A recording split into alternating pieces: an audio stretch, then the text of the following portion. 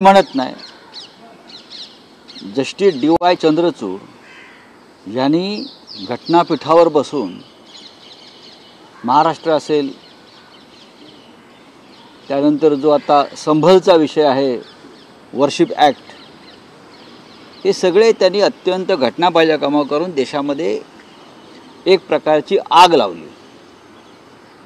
महाराष्ट्रामध्ये घटनाबाह्य सरकारला सुप्रीम कोर्टानं संरक्षण दिलं, त्या डी.वाय. चंद्रचूडजी होते।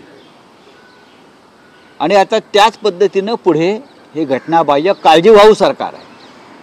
हे काळजीवाहू सरकार, केयरटेकर गवर्नमेंट, ये भी संविधान के खिलाफ है। हे सुद्धा काळजीवाहू सरकार 26 तारखेला मुदत संपलेली आहे विधानसभेची।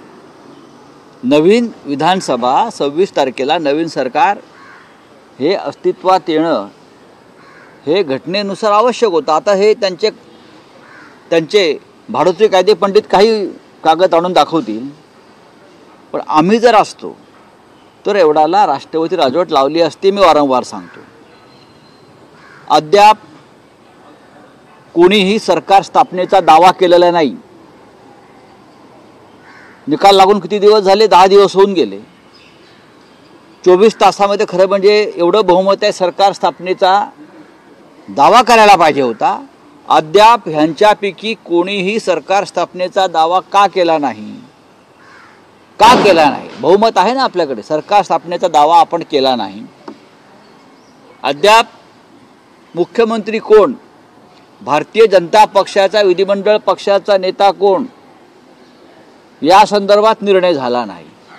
इतका मोठा पक्ष, इतके मोठे नेते, इतकं मोठं बहुमत, तरीही विधिमंडळ पक्षाचा नेता ते अद्याप त्यातून निवडू शकले नाहीत। सरकार स्थापनेचा दावा नाही अद्याप।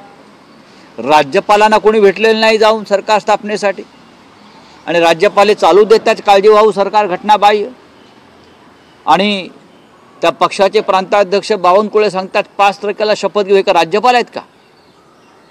हे म्हणतात 5 तारखेला शपथ घेऊ। यांना राज्यपालाच्या